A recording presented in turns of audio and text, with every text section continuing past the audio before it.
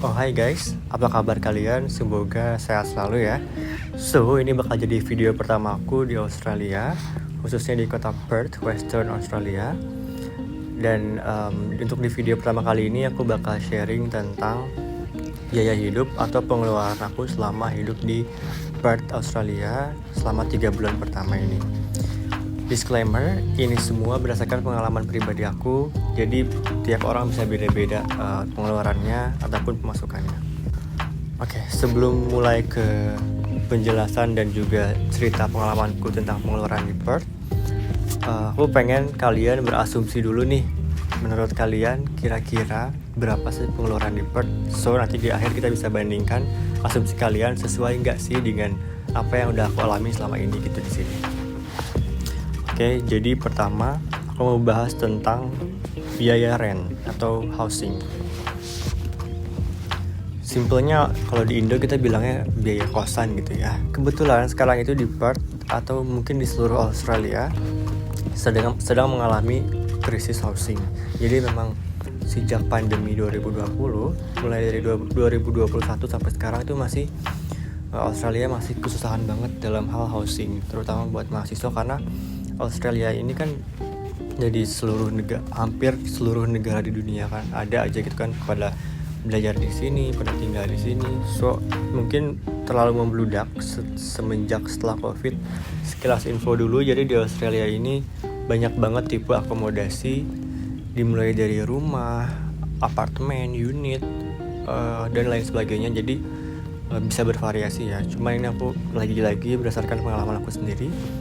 Aku tinggal di student accommodation atau kayak unit untuk khusus student gitu di city, di Perth CBD. Itu aku mengeluarkan sekitar 279 per minggu dolar ya, 279 dolar per minggu atau sekitar 2.800.000 rupiah dalam satu minggu. Jadi itu kalau mau hitung per bulan kalian bisa bagi dulu 7, kemudian dikali 30 atau dikali 31. Nah itu hasil perhitungan per bulannya. Cuman di sini kita ngitungnya per minggu ya. Oke, itu untuk rent. Jadi bisa jadi ada yang di bawah itu dan ada juga yang di atas itu. Jadi tergantung ya pilihan kalian tinggal di jenis akomodasi seperti apa. Kalau mau lebih murah itu biasanya kalian bisa sewa ruangan atau maksudnya kamar kayak kosan gitu kalau di Indonesia. Jadi kalian nyewa satu kamar di suatu rumah orang lain. Maksudnya rumah di Australia punya orang sini gitulah istilahnya, dan kalian sewa ruangan itu satu kamar dan juga sharing bathroom atau sharing kitchen. Itu biasanya lebih murah dan juga tergantung lokasinya ya, karena aku lokasinya di bener-bener literally di tengah city, di tengah kota gitu yang strategis kemana-mana, jadi mungkin termasuk agak pricey ya, segitu 270 dolar per minggu. Jadi bisa jadi kalau misalnya kalian pilih lokasi yang di suburb atau yang pokoknya agak jauh dari city itu bisa lebih murah. Contohnya temanku ada yang cuman ngeluarin 160 sampai 200-an doang seminggu, sedangkan aku udah hampir 300 kan. Jadi ya gitu, semua tergantungnya balik lagi. Oke, next soal biaya makan. Jadi biaya makan di sini itu memang lebih mahal ya kalau misalnya kalian sering-sering makan di luar, karena itu bedanya bisa jauh banget makan di luar dan bisa dibilang masak sendiri atau ya masak sendiri. Jadi aku bakal bagi dulu ya di sini biaya makan sama maksudnya biaya makan di luar dengan biaya groceries. Jadi biaya makan kalau misalnya sekali makan di luar itu di Perth, khususnya di Perth ya, kalau di daerah lain aku kurang tahu. Kalau di Perth itu rentangnya sekitar 10 sampai 20 atau bahkan kalau makanannya lebih mewah lagi bisa kayak 30 40. Cuman kita pukul rata standarnya aja 10 sampai 20 dolar sekali makan ya. Kalau misalnya kita masak sendiri atau kita groceries, itu biaya groceries aku bisa mengeluarkan kurang lebih 200 sampai 300 dolar per bulan. Jadi itu bisa dibagi, misalnya kita ambil mahalnya aja 300 bagi 30 berarti sehari 10 dolar. Sehari 10 dolar. Kalau makan di luar sekali 10 dolar. Berarti kalau 3 kali makan sehari 30 dolar. Jadi Ini biaya makan di luar, ini biaya masak sendiri. Ini pun udah lengkap banget kalau kita masak sendiri dengan biaya sebanyak ini gitu. Oke. Oh iya, itu kan biaya sekali makannya. Jadi aku akumulasi biaya makan seminggu segini dan sebulan segini. Ada pesawat lewat. Oke, next biaya transportasi. Jadi di Perth ini ada namanya transport. Transport ini public transportation yang punya Perth atau punya Western Australia. Di sini mereka punya train atau kereta, ada bus sama ada ferry. Jadi kita bisa pakai ketiga jenis transportasi itu, dan ini semua orang bebas asalkan bisa bayar pakai tiket ataupun bisa pakai kartu Smart Rider. Wait, aku tunjukin ya.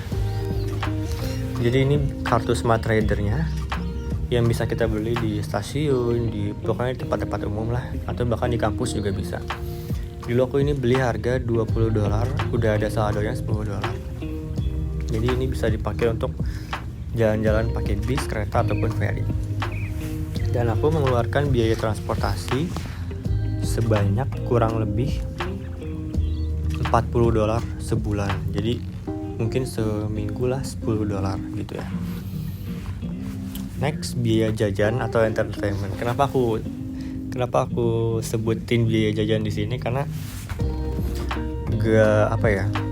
nggak dapat dipungkiri student atau nggak bahkan student sih, mungkin semua orang juga butuh lah jajan atau kayak sekedar ngopi atau beli apa kayak bakery atau mungkin nonton. Itu kan nonton juga termasuk entertainment atau bioskop ya maksudnya.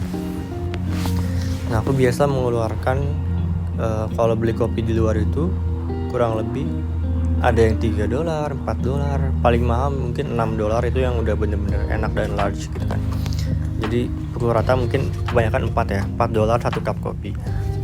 Ini juga balik lagi tergantung kalian, cuma ini berdasarkan pengalamanku sendiri.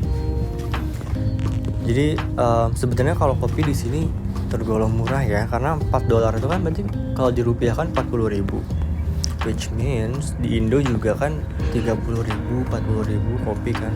Dan di sini tuh menurutku kopinya jauh lebih enak.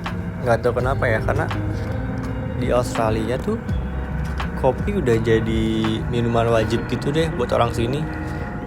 Yang pertama enak, terus mungkin karena saking banyaknya coffee shop di sini jadi murah. Makanya ada fun fact, kalau di Perth ini nggak ada Starbucks. Starbucks ini nggak nemu marketnya di sini di Perth ya. Kalau di Melbourne di sini masih ada, cuman kalau di Perth ini nggak ada Starbucks. Jadi mereka tutup karena saking banyaknya coffee shop lokal yang enak. Jadi mungkin mereka nggak nemu pasarnya, begitu ceritanya. Oke, itu biaya jajan aku menghabiskan sekitar kurang lebih $50-100 per bulan. So, jadi total estimasi untuk dari rent, biaya makan, groceries, biaya transportasi, dan biaya jajan atau entertainment, aku menghabiskan segini selama seminggu dan segini selama sebulan. Dan jangan khawatir karena di sini tuh meskipun kalau dirupiahkan itu kesannya mahal gitu kan biaya hidupnya, tapi opportunity-nya juga banyak. Jadi buat kalian yang students atau apalagi kalian yang pakai working holiday visa itu bisa kerja. Maksudnya kalau student bisa part time sampai 24 jam per minggu. Itu regulasi dari pemerintah Australia untuk student visa sampai 1 Juli tahun ini. Habis itu maksudnya mulai 1 Juli tahun ini, karena sebelumnya dari sekarang sampai ke belakang sampai 2021 itu mereka masih membebaskan jam kerja student visa karena efek dari COVID. Cuman mulai dari 1 Juli tahun ini itu udah dibatasin lagi menjadi 24 jam per minggu aja untuk student visa. Namun untuk working holiday visa itu yang memang judulnya juga udah working, jadi kalian bisa kerja sebanyak-banyaknya.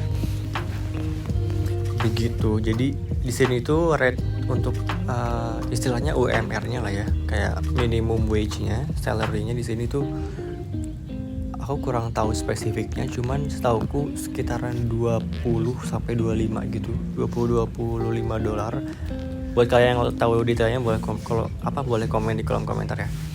Cuma setauku $20-25 per jam. Jadi kalau kalian bisa kerja lebih banyak jam kerjanya, lebih banyak lagi penghasilan kalian.